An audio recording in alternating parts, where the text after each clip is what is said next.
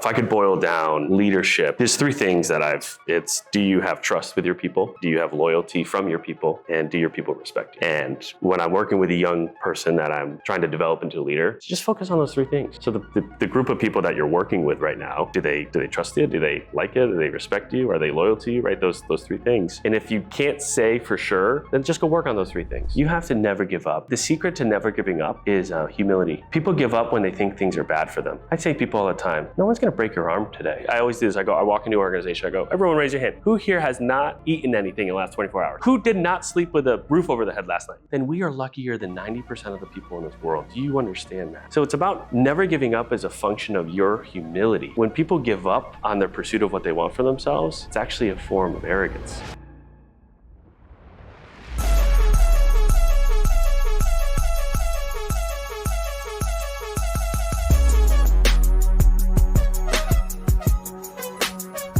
Welcome to Take the Power Back, where the objective here is to inspire Gen Z in order to pursue entrepreneurship and live a life that they want for themselves, not to have anybody tell them what their limitations are. So what I'm honored today is to introduce Tommy Nickerson. Tommy, welcome. Thank you. Yeah. Happy to be here. First of all, thank you for an epic year. Your contribution to Florida Financial Advisors has been unbelievable. So just not even an epic year, but I think you've been here 7 years, maybe I think I'm 8. Yeah, I want to say I'm going on 8, if not already in it. Yeah. Well, I'll Close shoot to one it. back to you. Thank you for the investment you've made into me and the team in 8 years. So Well, right back at you. It's been one of the better investments I've made. And we're going to talk a little bit about that. So why don't we, I'm here talking shit about you, but Yeah. why don't you introduce yourself and tell us what you do at FFA? Yeah. So my name is Tommy, and I'm a senior vice president at FFA. And my role today, I really support executives and leaders across various markets, from Florida all the way to Providence, Rhode Island to Texas, now going into Denver. And there's about 350 advisors that work around those teams, and about 9-10 executives. Okay. So my role today is really to help them achieve the goals that they have for themselves, fix problems that they need help fixing, fly around and support as much as I can. So that's kind of what I do today. Yeah, and you've done an absolutely epic and amazing job on doing that. Some other things that you do, just talk about what your role is on the executive team as a senior vice president. What is that? When you say that, there's your functional duties in terms of what you do on a day-to-day basis and how you support it. What is your sort of place in strategy? It's a good question. I think it's about dragging people forward that need it, and then opening doors for other people that don't need to be dragged. And being strategic about those two things. It's always about letting people be involved in setting the vision that we have together, and then trying to hold them accountable to the things that they said they wanted for themselves along that way. So I work with advisors day to day as well, from brand new people that started 2 weeks ago and want to learn how to make a phone call for the first time, or whatever it might be, all the way to senior advisors that have been doing the job for a while that need support. So I do get close to the advisors themselves as well. Yeah. But most of the time I'm working with managers of various levels, or executives, vice presidents that run markets, regions, satellite branches for us. And not only helping them with their own personal goals, but also their accountability to their office, their organization, the advisors that they have. That's really, I guess, my strategic role today, right? As well as working with you and my counterpart Gino to continue to push the envelope in terms of who are we and what are we going to become, and how do we never settle, and what does the next 5-year, 10-year vision look like is a lot of my role with you and the executive team today, which is ever changing. Forever, right? Yeah. Just when we think we're getting someplace, we're like, all right, we're going to move the ball. I think we rewrite a 5-year vision every 2 years. So we never actually get to the end of the 5 years. Right. It just has to get And that's because you've done a great job at executing upon that vision quicker than we had actually possibly could have imagined. Yeah, it used to be surprising. I guess it's not as surprising as it used to be, but yeah, we do a great job. I give a lot of credit. The team is a phenomenal group of people that, even if not always fully aware of what they're doing or fully feeling prepared of what they're about to take on, the eagerness and the excitement around going and achieving those 5-year visions from everybody that helps out is how we've been able to do it. So, my name is on the title, so I guess I get the credit, but it really isn't mine. So it's everybody. It's not. Talk a little bit about, so when I look through the ranks of RVPs that we have, I think you have 9. Is that what you said, or 10? I don't know. There's 9, 10. I just hired a 10th. I want to say I have with them about 4 field vice presidents that are opening different markets that are smaller, around the regions. But I think you've developed more leaders in the company than any other leader. Am I saying that right? Or you might, yeah. Pretty close. I've bounced around. I think I've bounced around the most in my role, in terms of starting with everybody when we first opened in Tampa, but getting pushed out to Orlando, where that was a bit of a leadership development factory there. And I don't want to take credit for all that and those people. There was other leaders with me. Jacksonville was probably where I was able to do my best work in developing other people. And from there, what's interesting is Jacksonville, where I was the RVP, has developed, I want to say, almost a third to half of the current executive team today.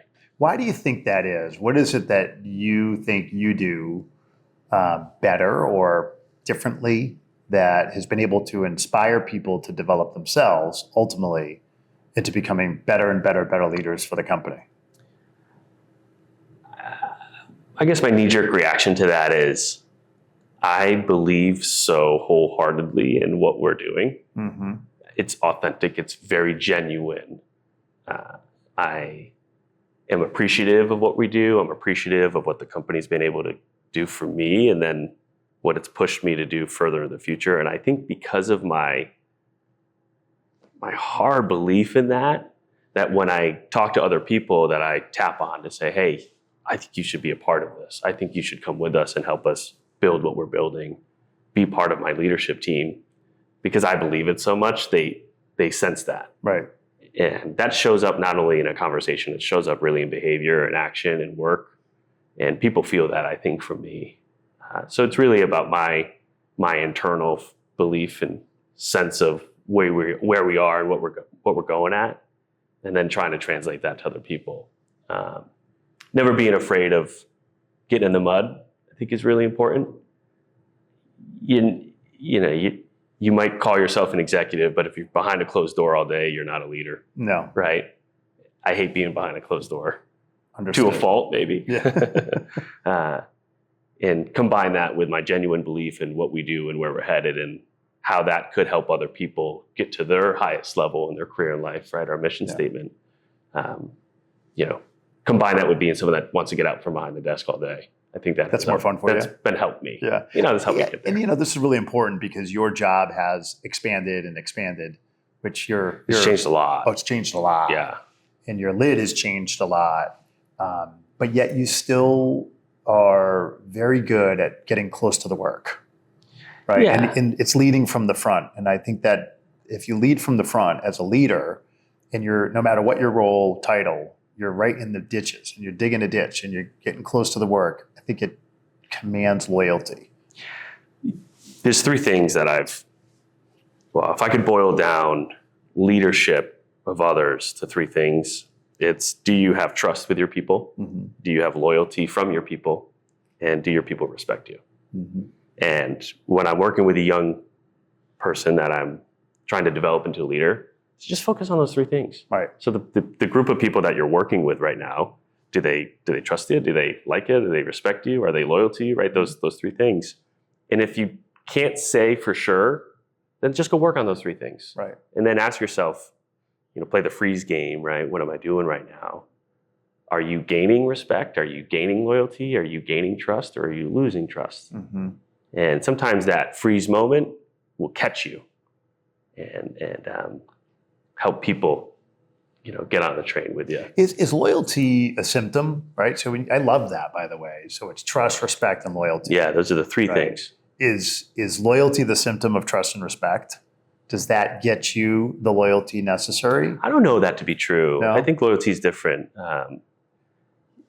There's people that I trust. There's people that I respect. Right. Does that mean I'm loyal to them? Not necessarily. Not necessarily. Right. I see loyalty as, I could throw a ball down the street, you go get it for me, right? Not because of anything negative, but Right. that's loyalty. So you could trust me and respect me, but are you loyal to go do things that I ask you to do? And but you also have to show that. I think the best way it's a behavioral, right? So if I want someone to trust, respect, and be loyal to me, I need to demonstrate what loyalty looks like. Right. I need to demonstrate what trust and respect looks like. I think that goes back to what I was originally saying around my belief structure in this organization and what we're doing. I think that belief system has translated how much respect I have for you and the other executives and the organization, the work we do, how much loyalty I have to the organization and the people that I work with. Those things, I think, because I live them myself, I then am able to translate them to other people below me. And that's that genuine belief system. And how do you gain trust? Yeah, trust is an interesting thing. It takes a while and it's very hard to gain. Yes. Very easy to lose, as everybody knows. It's easy to lose, right? Yeah. Yeah. I think that you have to show people that you're willing to do things that are in their best interest and maybe not always yours. Right. The amount of time that, it's just good learning here, the amount of time that I've spent doing things that probably other people would look at and say, you're wasting your time. What are you doing right now? Don't you have some work to do, Yeah. right? Where really it's about me tapping into somebody else and trying to do things that are in their best interest, even at the fault of my own. Mm-hmm. And they see that. People are smart. Right. I think a lot of times where leaders or managers go wrong is they think the people underneath them are not that smart. They're actually very smart. Everybody They're is. watching you. Yeah. They're smelling you out. That's right. So going the extra mile, doing little things for people that show up as personal, Mm-hmm. showing interest in people other than the things that allow you to do your job, right? I think you should always question your manager or your leader. Is your leader or manager saying things to you that's in their interest? Or is it about your interest? Yeah, it's where the norm comes. It's not about you. It's not about you. Because a lot of times in leadership, one of the hardest things to recognize is that you ultimately get what you want when you get other people to get what they want. But if Yeah. you're always pushing for what you want, eventually people will push back. Absolutely. Because they are not going to work on your selfish interests. Yeah. But they'll work on their own, which ultimately will get you to become a better leader. Yeah. And where leadership dies is when you have a leader that starts to defend their job. Right. Right. So this is where I've seen in organizations things go awry, is someone becomes a manager or a leader in that role or that organization, and then when things get ugly, they try to defend their role, defend their job as the leader in that office. Instead of, they need to be vulnerable and say, I'm not here to defend myself. I'm here for everybody else's success. Right. The more you try to hold on to things, Makes it right, tough. and defend your own position, and I've learned this.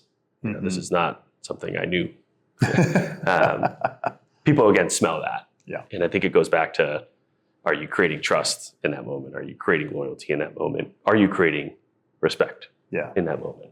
Well, and that's a lot of times when things are going awry, right? What you need to be thinking about is the people that are mad are usually the people that can help you the most in solving the problem.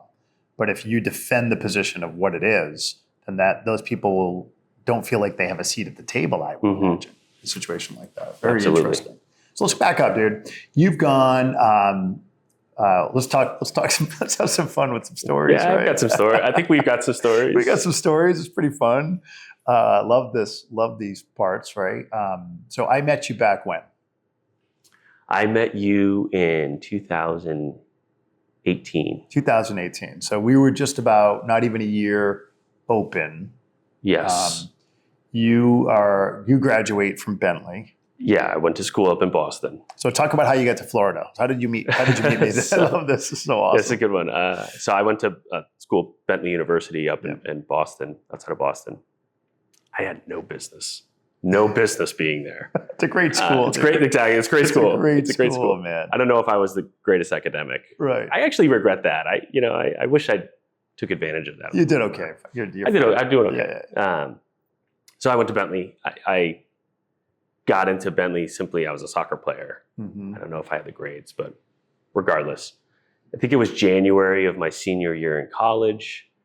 I'm on the phone with one of my best friends, lifelong friends. And is that Brandon? It's Brendan. Yeah. And we got to get out of here. We got to get out of the Northeast. We've been in the Northeast the whole life. Mm-hmm. Back then, you'd call me a long-haired hippie kid back then, right? Yeah, so, pretty much. Yeah, fits the bill. So where does a long-haired hippie kid in college in the Northeast want to go? Southern California. Yeah, of course. Right? Until you look at the price. And I had no money. Yeah. I had nothing to my name, and that wasn't going to work. So I Google searched, or something happened. I found the most consecutive days of sunlight in the country. That was the Google search. So it was like a search, or something came to me online, and it's like #1 most consecutive days of sunshine in the country, St. Petersburg, Florida. So I'm on the phone. Hey, we should go here. Brilliant research. Great idea. Right, great idea. Go where the sun is. You'll be happy. Yeah. 6 a.m. the day after I graduated college. Mm-hmm. He graduated the same day. He went to a different school. We're on a plane. Fly to Tampa. I didn't know I was going to Tampa Bay. You thought you were going to St. Pete? I thought St. Petersburg. Yeah, you'd never been here. I don't know. So I showed him St. Pete. I have a long history before this, as you know, in restaurants. Yep. I did nothing for about a week until I really had $0. Put on my brother's oversized suit, just twice the size that it should be. Walked into some restaurants on Beach Drive in downtown St. Pete, got a job as a sauté cook. Beautiful. And thought I was going to do that for the rest of my life. Wanted to do that for the rest of my life. My mom begged me to go interview. I had a finance degree from Bentley. Yep. Great school. Whatever. Interviewed one place in St. Pete. They laughed at me. I had a ponytail. I thought I should put my hair in a ponytail, thinking that would be a good idea. Clean it up. That was not a good idea. Yeah. I told a bunch of terrible stories at the interview. Yeah. They didn't think it was funny. They didn't think it was good. My colorful language was not kept at that point yet. Yeah. So I think the guy actually walked me out of this financial services office in downtown St. Pete with his hand around me saying, "You'll figure it out. You'll figure it out. Good luck, but just not here." Yeah, maybe you can make the cook line someday. Yeah. So I said, you know what, Mom? I tried. I'm going back. I'm not going to do this. I got a Indeed message from you. Man, you're welcome. Thank you. And I didn't send it, by the way. I know that, right? I know that. Actually, no, I don't know if it was you, but I have it actually saved on my phone. So I go and I go through the interview process with you when you were downtown Tampa at that point in the taller building. Kennedy. Yeah. I walk into your office, and I have been saying the whole time, I'm only doing this interview to check the box with my mom. Right? Let her know I'm trying. Yeah. I didn't really want to get into the business. I didn't ever see myself as a business person. Mm-hmm. I loved restaurants, culinary. Thought that was going to be me. I walked into your office. You immediately looked at me and made fun of my hair and said something like, "Can I pull on that ponytail? Like, what happens if I pull on your hair?" That was it. I don't even remember us asking any questions, or I instantly said, "Okay, this is kind of interesting, this person." We shot the shit. And I was encouraged to take a chance on you, and I'm very happy I did. Yeah. So then I started in the office. My first day was actually our first day at Horatio. Oh, okay. So that was your first day. That's my first day. Moved. Okay. Yeah. So that's how I got involved. Yeah. That place was wild. Well, at first it wasn't. At first, my first day, it was everyone had a nice desk to themselves with space. Remember the glass room? It was cool. It was beautiful. Yeah. I thought I was walking. And plus, it was right in downtown amazing. Soho. It was amazing. Those bars were across the street. It was, and instantly, you meet a couple guys in the company, and I'm not leaving. Yeah. It got crazy quick. Yes. Really quick. Yes. I ended up, as you know, moving to Orlando. Right. To open that office, which is our first expansion office. Me and two other guys. So let's before we go to Orlando, right? Yeah. So you get in there. There's 20 guys. Whatever. I don't know how many people there are, right? Did you think to yourself, "I'm going to dominate these people"? Did you think to yourself, like, here I go? I don't know if you remember this. So I don't know, just explain this. So we have STM. Yes. Strategic team meeting. Yep. I love this meeting. Yeah. Always have.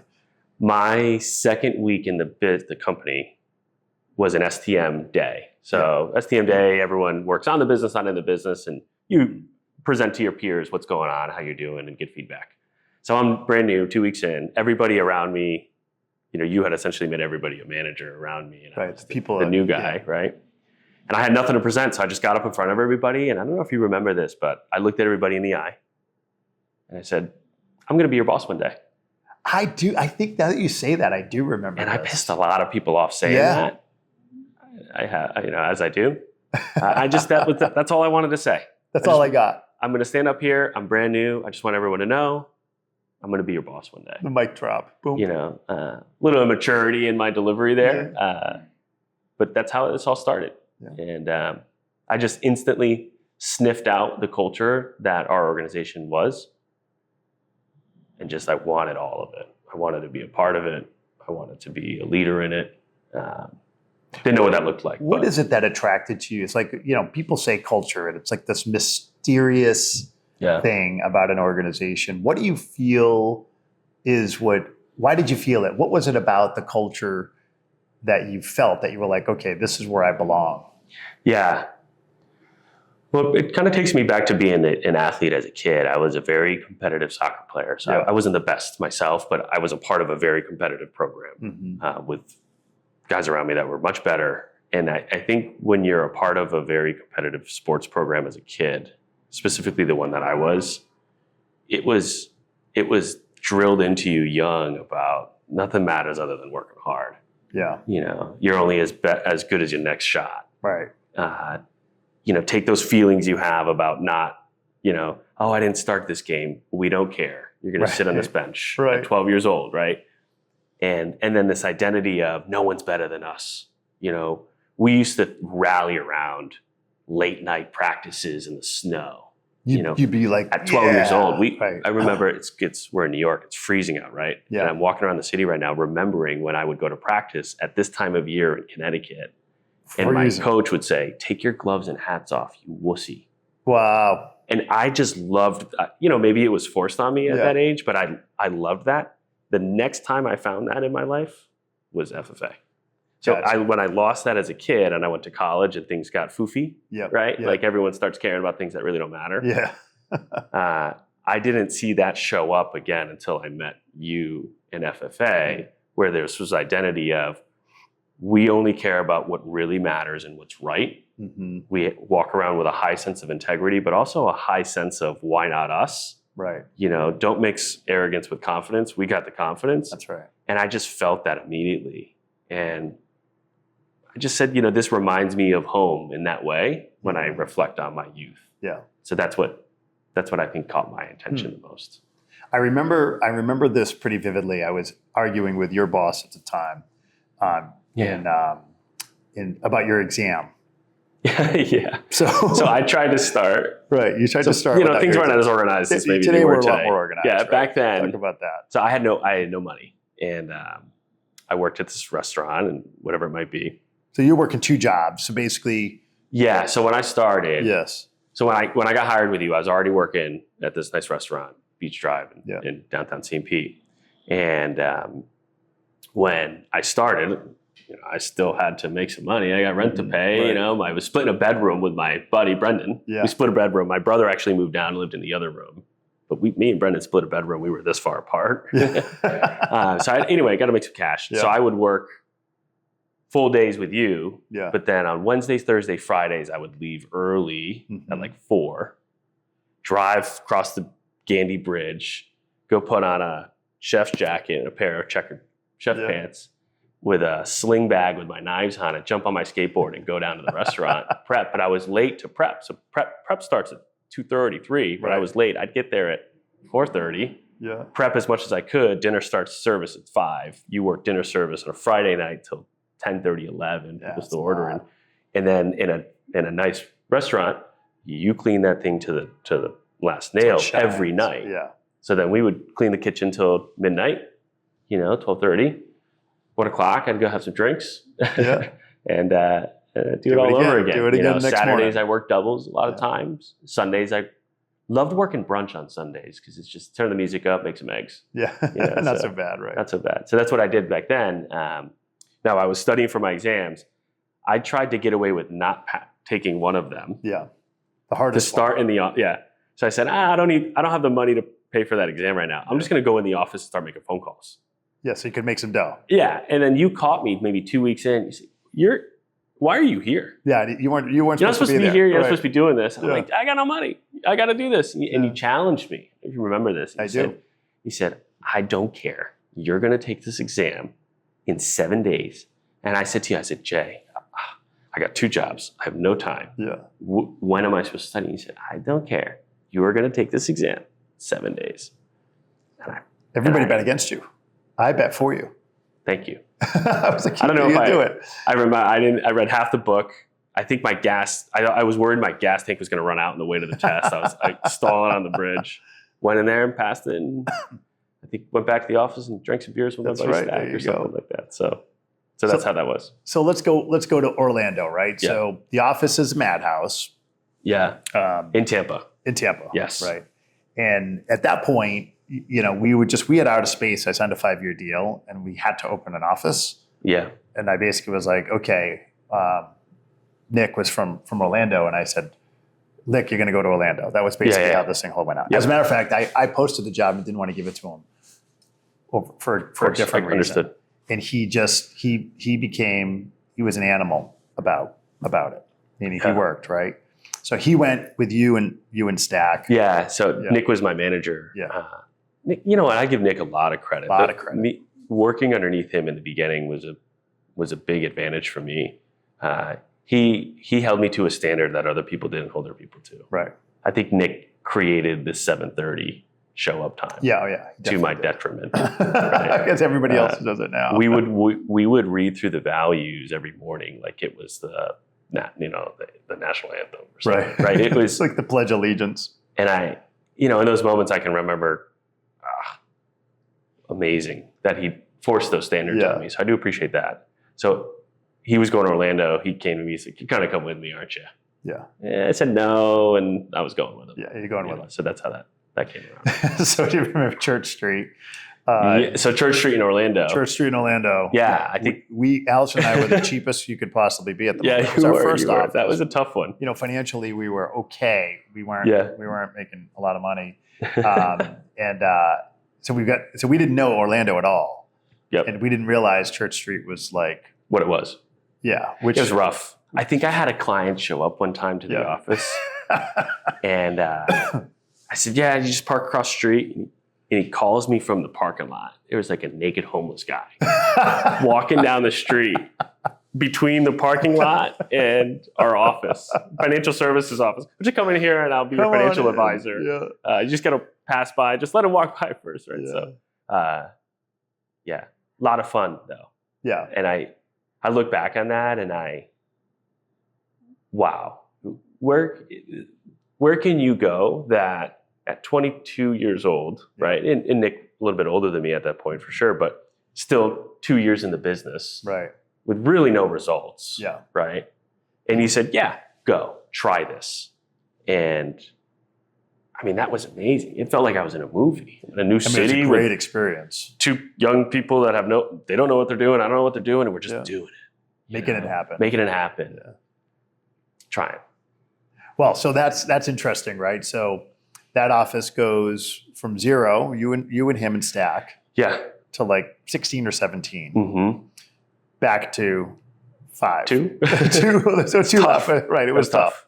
It was tough, and then started to make itself back. Yeah. But one of the things that I thought was interesting was your relationship with Nick and challenged. And this is when I first saw something interesting with you. I said, okay, Nick's not good for you, and you're not good for Nick, because you felt as though I think you could be better than Nick, but you were working for him and you were watching him make mistakes of things that you didn't think you should be doing, and vice versa.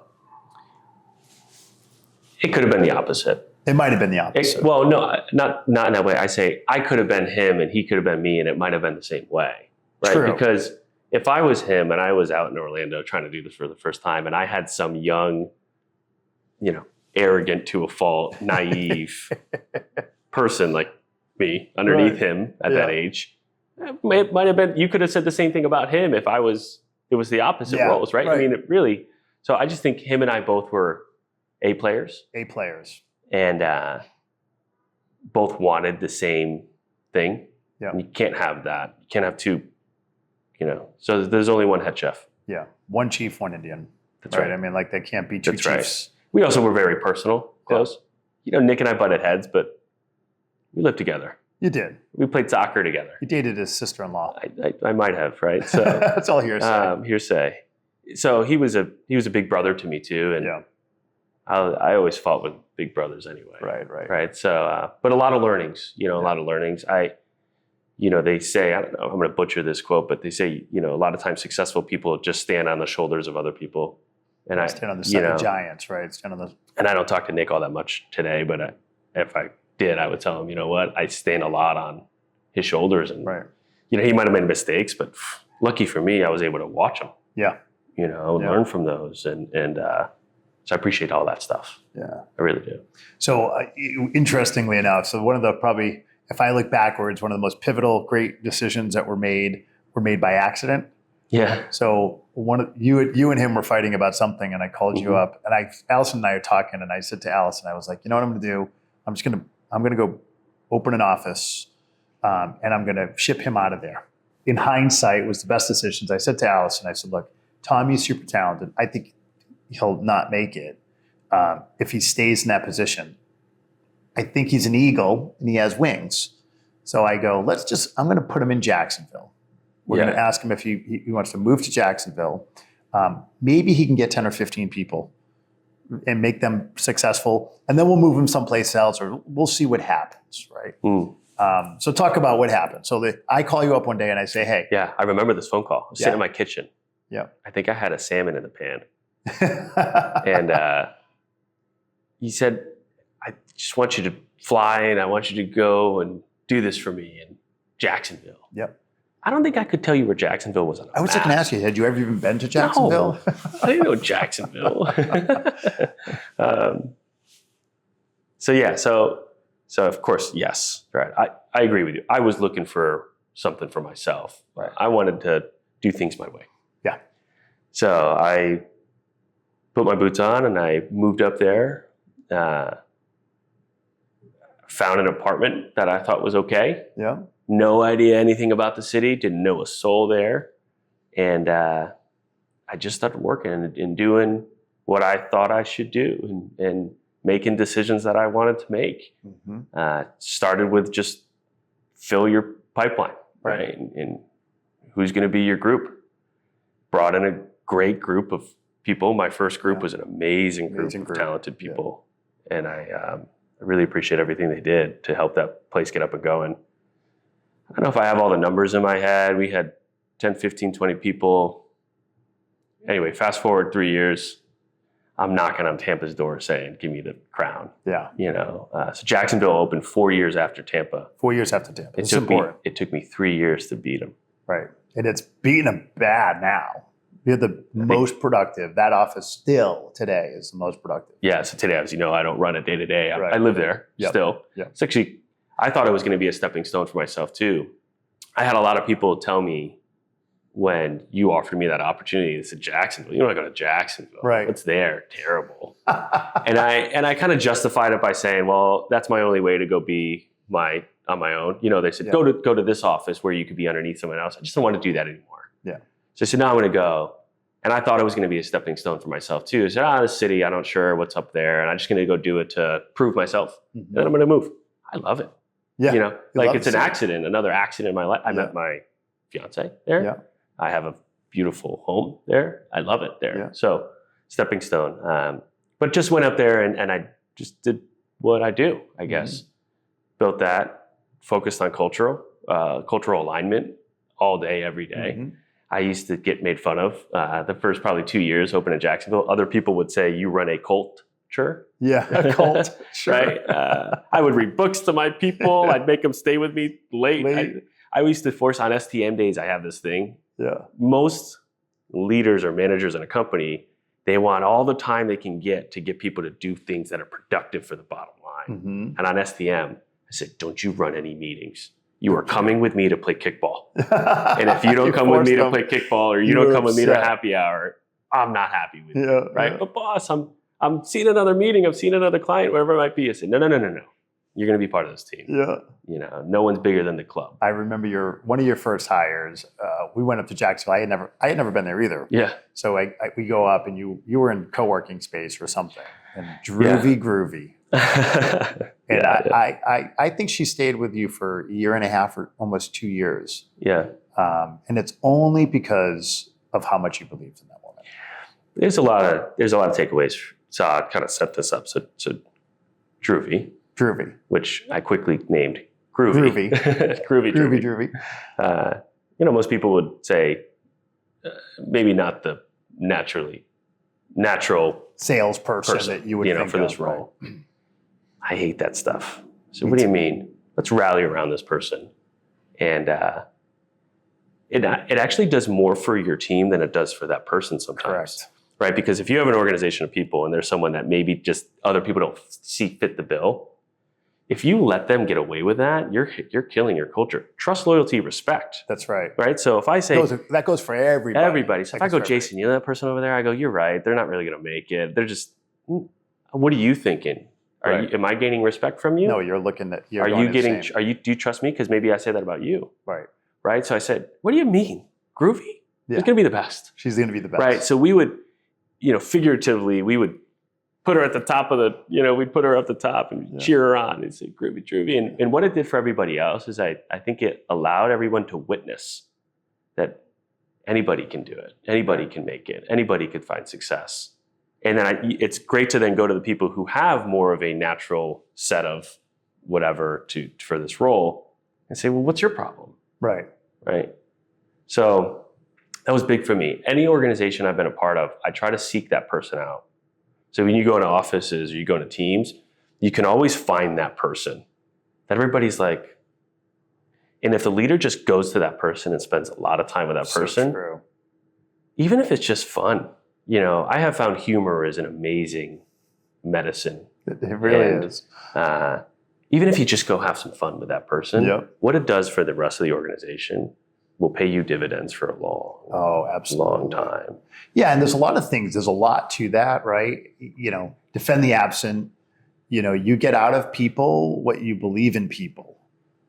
So it's important if you're a young person, right, and you're seeking a career, find a culture where somebody believes in you.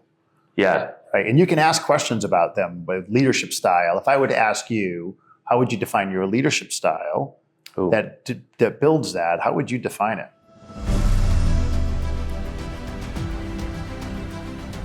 I believe the best opportunities for career in life don't come through career services. The best way for you to become the best possible version of yourself and to achieve massive levels of success is for you to be hungry, coachable, and try to find those opportunities directly. Take the Power Back was created to flip that switch, to not have any limitations in terms of the opportunities that are out there in front of you. That's what this platform is really all about. Real jobs, real access, real opportunities, and most importantly, no gatekeepers. Are you serious about success? Then let's take the power back. Join the movement.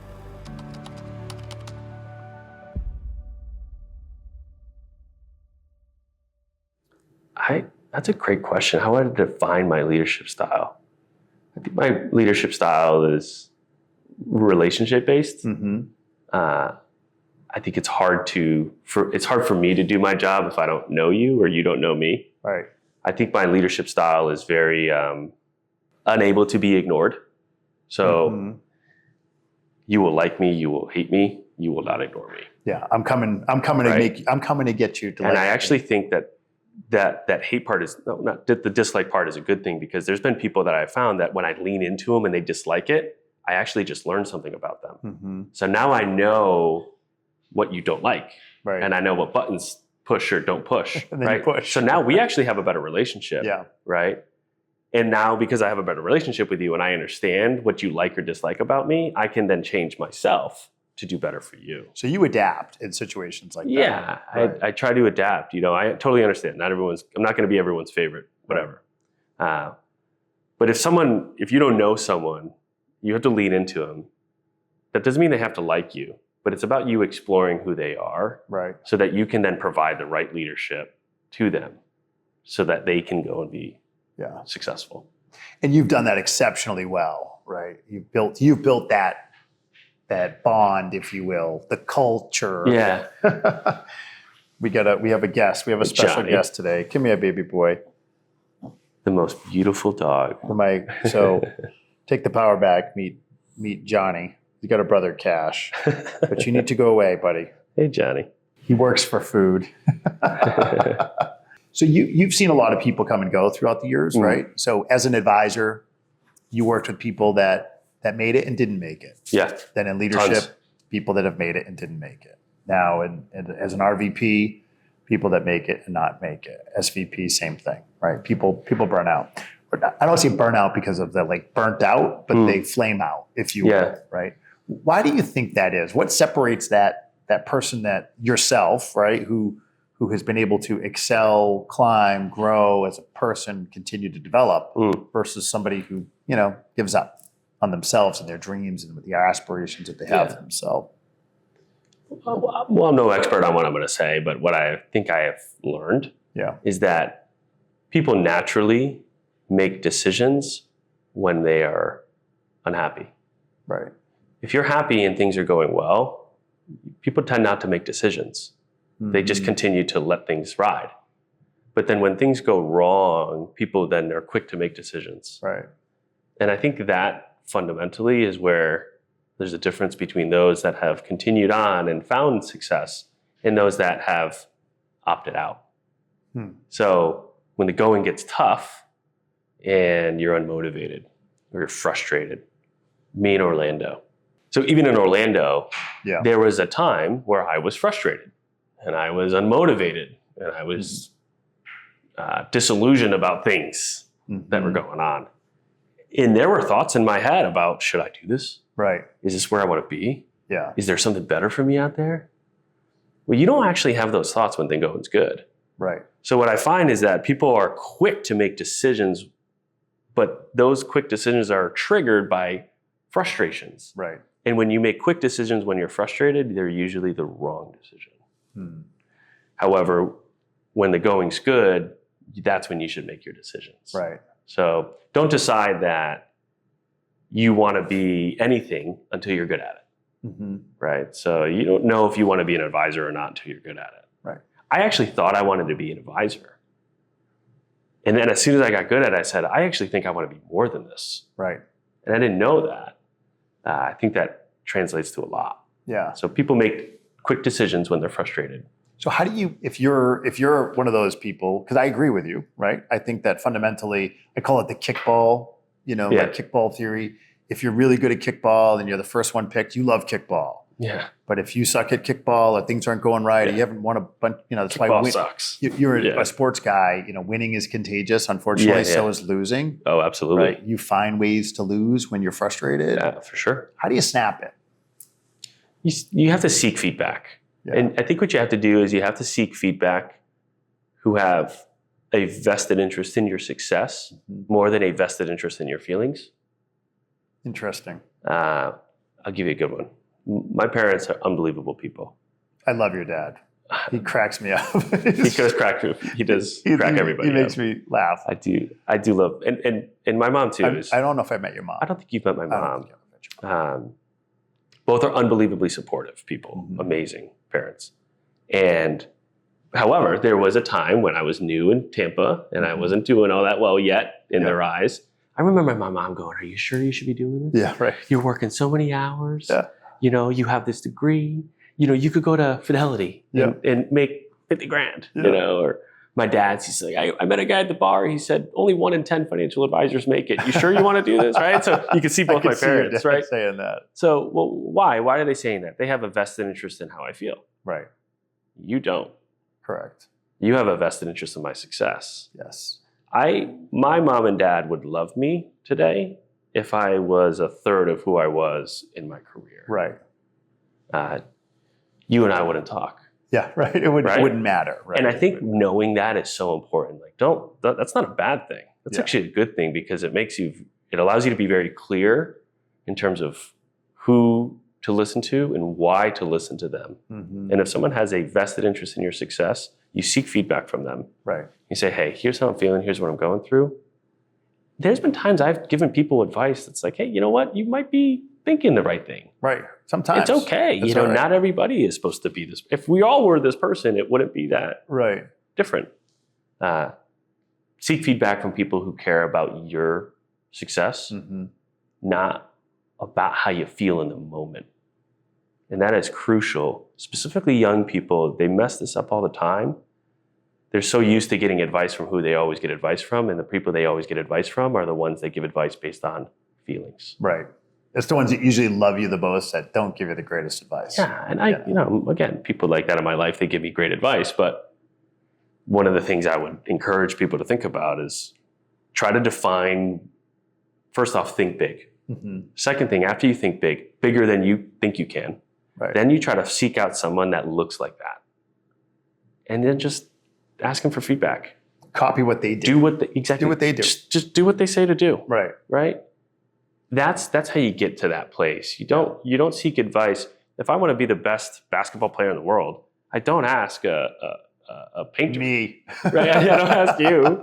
Right? I don't do that. Right? Better, you have to, and that sounds so trivial to say. Yeah, but it's so true. But if people take a step back for a second, you look at your life real quick and you think, who am I getting advice from right now? And does that person have anything to stand on when it comes to the context of the advice I'm looking for? Right. Most of the time, it's not there. Yeah, that's a really good point. I think I heard once that your income is the average of the 6 people that you spend the most amount of time with. Yes. Right, which is true, probably. Yeah, I'll comment on that a little bit. Where I've said this to a few people, and I always want to try to say it the right way. I do feel like I am one of the luckiest people in the world, luckier than you, and I know you feel lucky. That. I do feel lucky, and the reason why is because of that comment. I have had this unbelievable fortune of being surrounded by the people that I've been surrounded by from a very young age. Talk about my best friend. Yeah, Brennan. When the going got tough, I'll give you a great example. This is when my parents got divorced when I was young. Everybody cared about it. My best friend laughed at me. Really? I remember him just being, "What are you upset about? What do you mean? What's the big deal? My parents just got divorced." And like, he was my best friend, right? Now his parents had got divorced, whatever, when he was a kid too. And I remember he was harsh about it. Yeah. Like, he didn't care. Everyone else is like, how's everything okay? Right? It's like, dude, you get 2 Christmases. Like, we're going to, like, nothing changed, right? And so and that's just one example. And throughout life, I remember when I started this job, I would go home to my shared apartment with him, and he had this whiteboard. He's a super computer nerd. Yeah. And he had this whiteboard with all these whatever things on it. And I would do the tax triangle on it. Yeah. He'd be like, that sucked. He would tell you the truth, right? And to this day, we still talk almost all the time. To this day, it's always challenging. He's a friend that challenges your assumptions. And I think people don't have friends like that. Right. Especially as a young person. So you combine that with, I have other friends that are similar in this way. You combine that with being a part of an athletic program that was very unique around the identity of hard work. No one cares about how you feel. I'll never forget, Jay, I got on a bus at 14 years old, skipped, I want to say it was a homecoming dance, freshman year homecoming dance, something like this, 14, 15 years old, to get on a bus to go 12 hours to Montreal, and I didn't play the game. That sucks. And those things frustrated me. I love that happened to me, because today that allows me to. That's the chip on your shoulder. You're like, no, I'm going to play next time. Not only am I going to play, I'm going to be the captain of the team. And at 14 years old, that's tough. And when you have people that are like, so what, now what? Yeah, so what now what? So it's really interesting to reflect on those moments as a young person and say that's the stuff that has helped me become who I am today. That back then I was so frustrated about, so happy it happened. Today is good for those reasons. Right. And so I've been fortunate to be surrounded by people who, like you, cared about my future more than about my short-term feelings. Right. So what's been the biggest challenge, right? So what, as you've gone through this journey, what would you say? What advice do you give? Like, what's your personal biggest challenge? Have you growing into the leadership positions that you've had recently? I think what is a big challenge for me is leading through others from a distance that are not that in themselves are leading others, right? Yeah. So being the leader of a leader of a leader of a leader of a leader is difficult. And then specifically when you go from a leader to another leader, that person has their own leadership style. Right. They have their own operational, biases or whatever it might be. And having to work through what their leadership style would be, right? Because if I ask you to do exactly what I do, the way I do it, it doesn't work. No. It has to be your idea. And I've screwed this up so many times where I've given people the advice to go, hey, why don't you go do this because this is how I did it, and it's flat in your face. So how do you identify somebody else's leadership style? And then how do I speak that leadership style through them or to them so that they can then translate it elsewhere from 1,000 miles away on a Zoom call? Yeah. That's difficult right now. Outside of that, I think my biggest challenge has been really continuing to believe. I think one of the things that as you climb the ladder and as things get bigger and better, there's more people that are going to tell you it's not going to work. Right. There's more people that are going to start to come out of the woodwork and doubt it. Yeah. Right. Or you start to get pulled in so many different directions.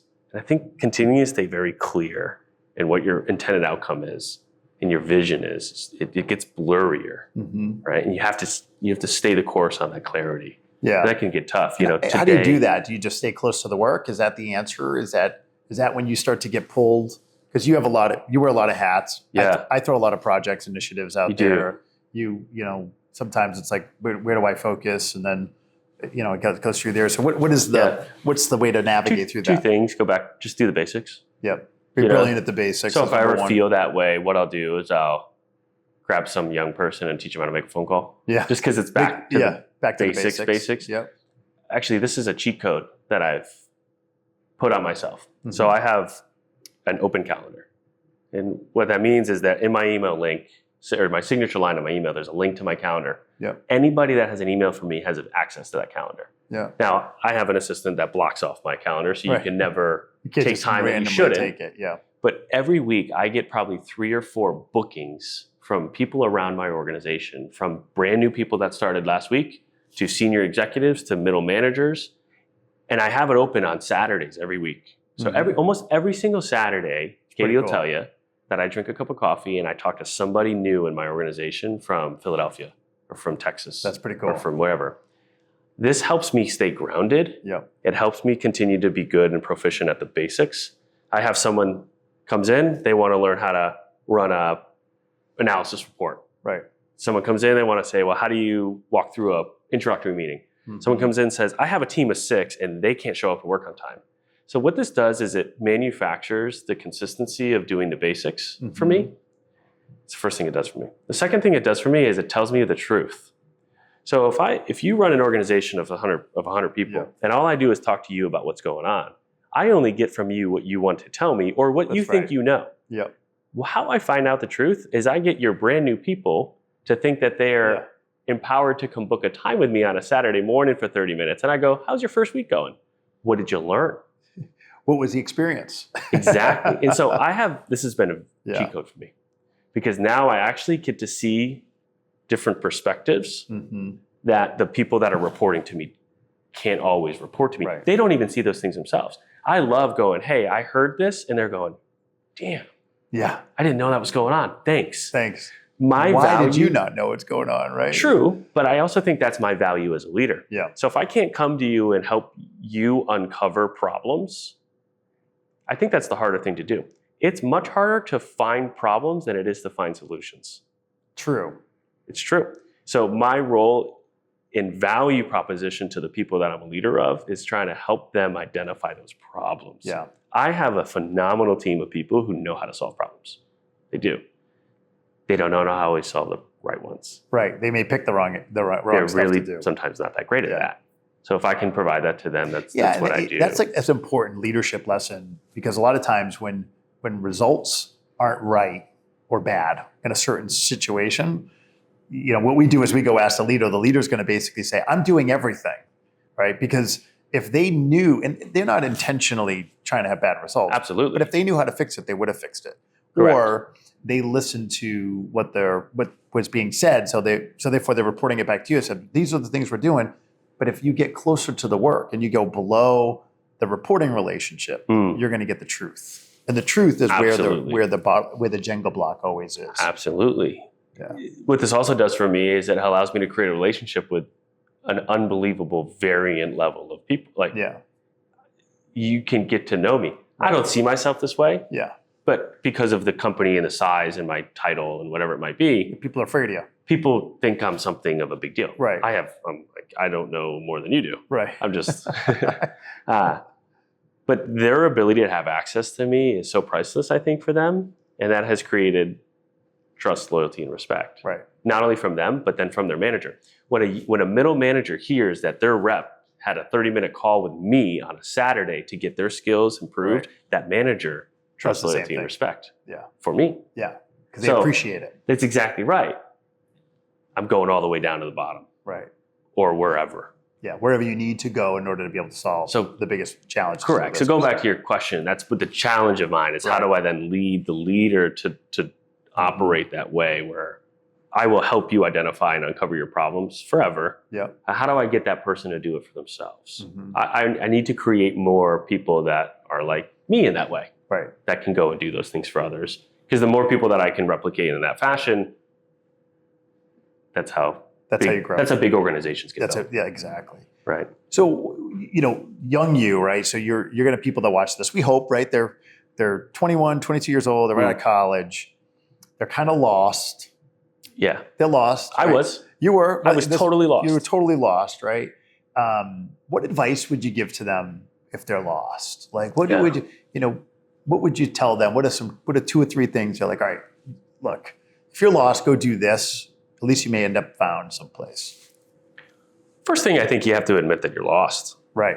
I can tell you today I was lost. I did not think I was lost. Yeah, you thought you were going to be a chef. I thought I knew what I was doing. Right. I thought I had it all figured out. I thought I knew what I wanted for myself. Right. I had no idea. Yeah. You did, because it was a 21-year-old, 22-year-old frame. So the first thing you have to do is you have to challenge your assumptions. Yeah.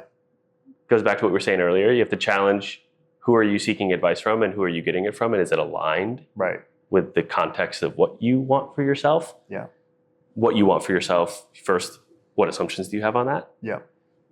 Once you could do that, you have to think bigger than you think is big. Right. This is something that you really fundamentally did for me. I didn't realize what was possible. Right. I thought there was a number that made someone wealthy or successful. That was buried. I remember telling Brendan that when I started this job, I said, dude, if I could make like $100,000 a year, I could save up.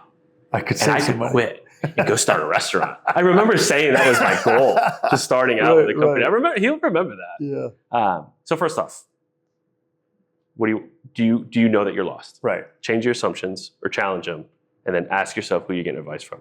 Think bigger than you think you can. Right. That's hard. What would you tell young you? Like, what is think bigger than you think you can at 22? What would you be saying what should they be saying to themselves at that point?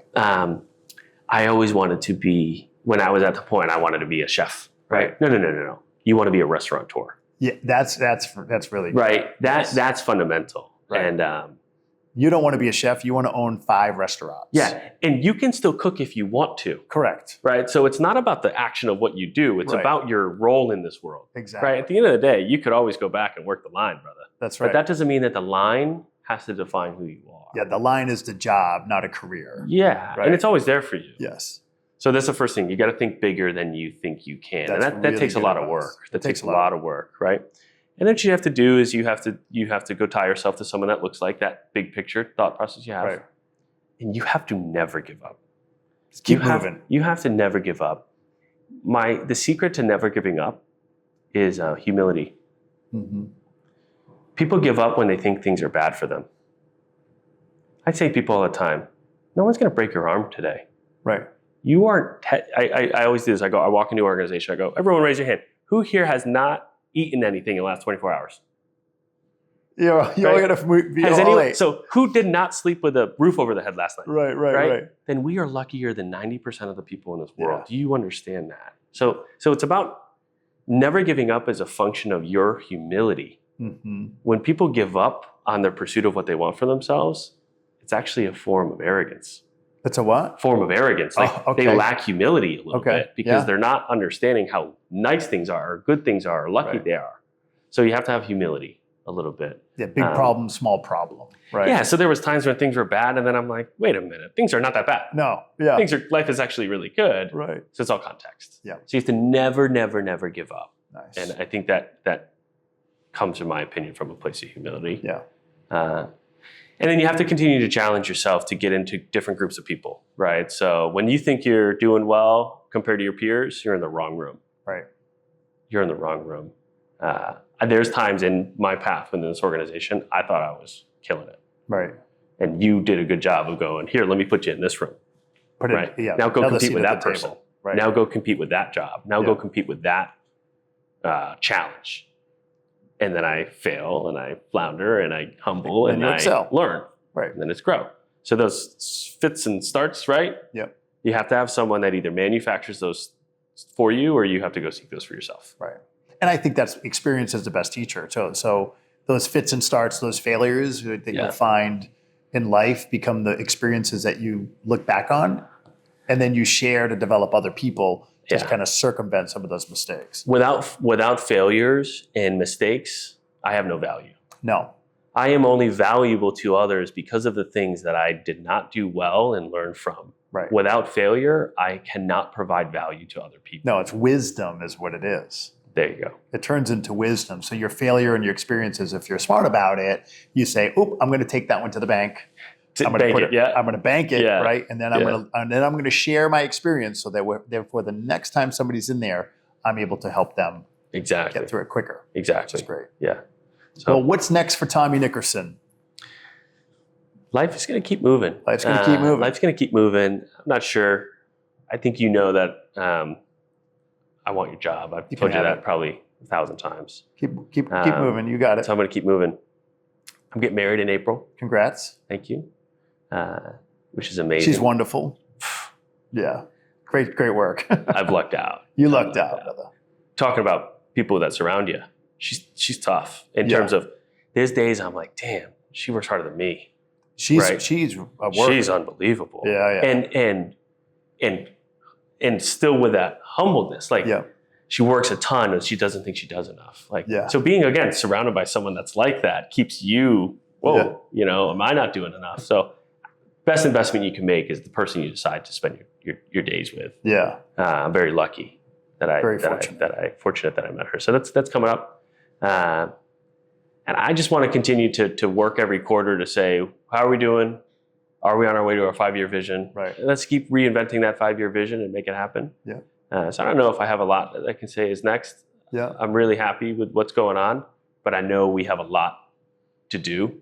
So I don't know if you want to answer this or we can edit it out. What year do you think you'll cross 7 figures? Soon. A couple years. Yeah. Yeah. If you don't by 2028, that would be something dramatically would have. Something terrible has happened. Something terrible has happened. Something terrible has happened. Yeah, that's been an interesting thing. I never was a money person. Right.